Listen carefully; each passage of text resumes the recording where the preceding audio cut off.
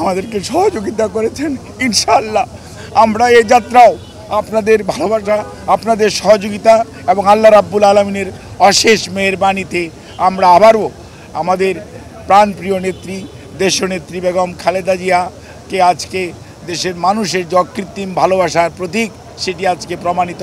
সেই লক্ষ্যেই আমরা আপনাদের সহযোগিতা চাই। সারা পৃথিবীর অনেক মানুষের ওনার প্রতি ভালোবাসা এবং দোয়ার কারণেই হয়তোবা উনি এই যাত্রায় সুস্থ হয়ে উঠবেন বলে আমরা আশা করি। সেই জন্যই আমরা আপনাদের মাধ্যমে সবাইকে সর্বোচ্চ সংযম প্রদর্শন এবং সেই সাথে কোনো ধরনের গুজব ছড়ানো এবং গুজবে কান না দেওয়ার জন্য বিনীতভাবে পরিবারের পক্ষ থেকে, দলের পক্ষ থেকে আপনাদেরকে আমরা অনুরোধ করছি।